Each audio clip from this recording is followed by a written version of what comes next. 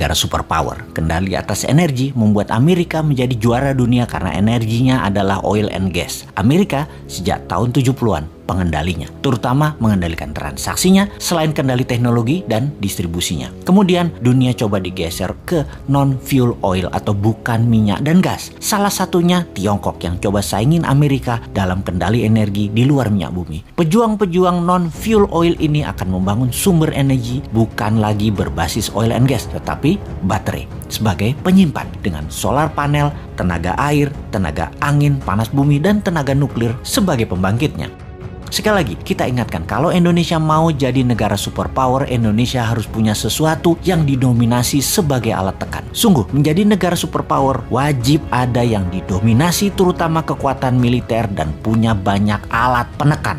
Amerika itu militernya terkuat di dunia sebagai alat tekan, punya teroris sebagai alat tekan, lalu punya dolar sebagai alat tekan juga, punya hutang sebagai alat tekan juga, punya multilateral organisasi seperti PBB, IMF, dan lain sebagainya sebagai alat tekan juga. Kemudian tujuan New Mind bernegara adalah ingin membuat Indonesia menjadi negara superpower. Tujuan Old Mind bernegara adalah mengelola anggaran dan rebutan anggaran. Mek ngonoto, mentalnya yaitu cuman bisa rebutan anggaran, terus mau berkuasa lagi 2024 dan rakyatnya hebat lagi, masih terpesona sama Old Mind. Kok iso yo? Sungguh Old Mind ya Old Mind. Bahkan kalau nanti oposisi yang menang, tetap otaknya hanya membagi-bagi anggaran yang 1.700 triliun APBN doang. Itu aja yang direbutkan dan fulus itu dibagi-bagi geng Senayan dan geng pejabat kroni mereka nanti. Sekedar mengingat 1.700 triliun setahun anggaran negara atau senilai 130 billion dolar itu sama dengan 500 perusahaan yang ada di Forbes, alias ada 500 perusahaan di dunia ini yang omset per tahunnya atau nilainya lebih dari 130 billion dolar. GE misalnya, omsetnya 250 billion dolar, lebih besar dari APBN Indonesia, dan untuk mengelolanya hanya perlu seorang CEO, bukan presiden. Bahkan tidak harus membelah dua negara, bukan harus membelah kampret, cebong, kadal gurun. Membelah dua bangsa Indonesia itu tidak saling tuduh antar ras, yang satu berbungkus agama, yang satu berbungkus materi jadi takut miskin. Alphabet misalnya, perusahaannya Google, nilainya kalau valuasinya saat ini adalah 600 billion dolar. Tesla itu 300 billion dolar. Apple 1.000 billion dolar atau 8 kali APBN Indonesia. Semuanya jauh di atas APBN Indonesia yang diperebutkan setiap 5 tahunan oleh para politisi yang niatnya katanya untuk rakyat padahal tidak. Makanya kalau Old Mind masih mau jadi pemimpin, paling pol yaitu eker-ekeran APBN. Beda kalau New Mind yang jadi, asli beda, nggak rebutan APBN, pada rebutan punya proyek bisnis pribadi dan korporasi yang berjalan baik karena mereka nanti bisa dapat pinjaman 5 kali lipat dari nilai aset yang bunganya 0%. Jadi APBN yang dalam setahun nilainya 130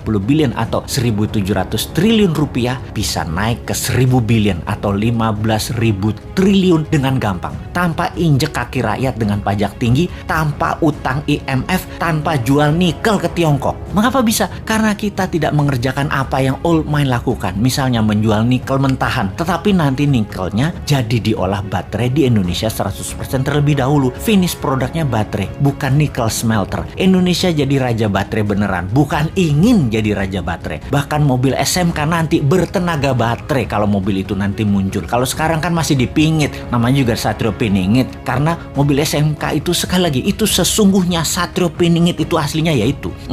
Tapi maaf nih ya, kita ada ketakutannya. Apa yang kita takutkan nih kaum New Mind? Yang New Mind takutkan dalam 3 tahun lagi cadangan nikelnya habis dihajar Tiongkok dan kita nggak ada sisa apa-apa. Jadi deh Tiongkok punya cadangan nikel processes untuk 20 tahun ke depan dan jadi raja baterai dunia.